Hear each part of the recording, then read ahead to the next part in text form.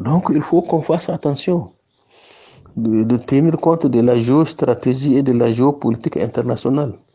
La Russie, elle est dans un club, dans un bloc des puissances émergentes, des grandes puissances nucléaires émergentes.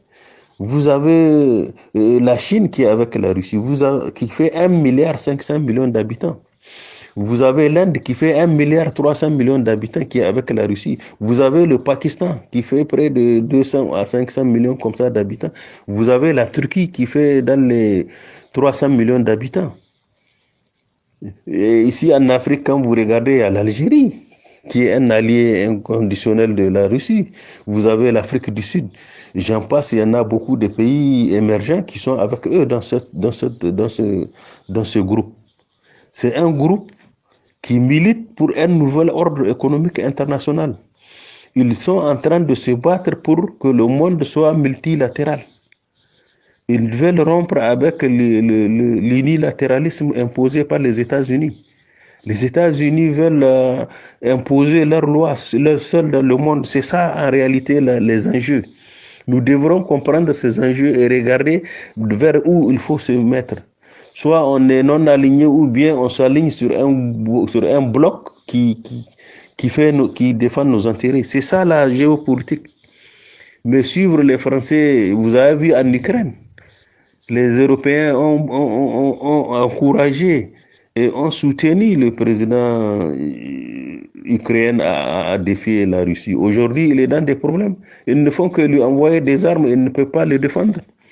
Aujourd'hui, c'est la Russie qui va décider de la fin de la guerre. Même si la guerre prend fin, c'est en fonction de ce que la Russie va poser comme condition. Donc, vous voyez, c'est une guerre qu'ils ont créée de toutes pièces. Le président Erdogan, compte tenu de ses relations avec les Russes, il a voulu créer des conditions pour une sortie honorable. Mais les Américains et les Français, comme ils ont un autre agenda, ils ont saboté cet arrangement. On devrait tenir compte de nos intérêts.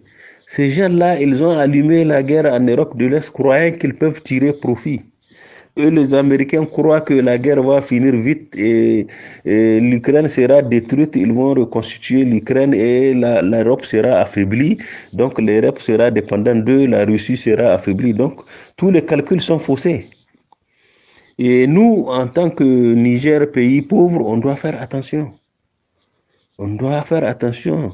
Les Français, apparemment, il leur manque de la géopolitique et de la géostratégie. Sinon, un pays comme la Russie qui fait 31,58 fois la France,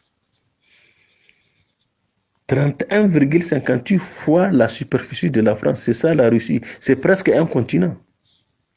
C'est elle qui fournit 40% de leur consommation en énergie à l'Europe, toute l'Europe. C'est elle qui fournit 34% du blé et du maïs au monde entier. Donc l'embargo contre la Russie, moi je trouve que sur le plan économique, objectivement, c'est un embargo qui est contre-productif. Puisque la Chine est prête, elle est prête à observer les besoins que les Européens refusent d'acheter à la Russie. La Chine a besoin de l'énergie. C'est un pays qui consomme beaucoup d'énergie, qui est 1,5 milliard. L'Europe, elle ne fait que 700 millions d'habitants. Donc, les besoins de l'Europe, si elle dit qu'elle n'achète pas à la Russie, la Chine est prête à observer ça. Donc, l'embargo est où? Il est contre les Européens, pas contre la Russie. Vous avez l'Inde qui fait 1,3 milliard, un grand consommateur. Vous avez la Turquie, vous avez le Pakistan. Tous ces pays-là, ils peuvent acheter des produits à la Chine. C'est uniquement les Européens qui font l'embargo contre la Russie. La Russie continue à commercer avec le reste du monde. Donc, vous voyez, la stratégie adoptée par l'OTAN n'est pas bonne. L'OTAN a eu à conduire des guerres sur les bases des mensonges. Vous avez l'Irak, vous avez l'Afghanistan, vous avez le tout proche de nous, la Libye, où ils ont menti sur Kadhafi pour le tuer. Bon, toute cette stratégie-là, les gens ne vont plus accepter le suivre comme ça aveuglement. Donc, il faut qu'on fasse attention, qu'on réfléchisse, qu'on interroge vraiment les grands spécialistes, nos experts. On a des experts en géopolitique, en géostratégie, des experts militaires, des historiens. Tout ça, il faut créer des conditions pour eux. Ils font ça chez eux avant de prendre des décisions. On ne doit pas suivre comme ça parce que la France veut quitter le Mali, venir s'installer chez nous. Non, il faut qu'on fasse attention. Quand la situation va pourrir, la France va se retirer, nous laisser dans une situation difficile. Moi, c'est mon avis par rapport à ça.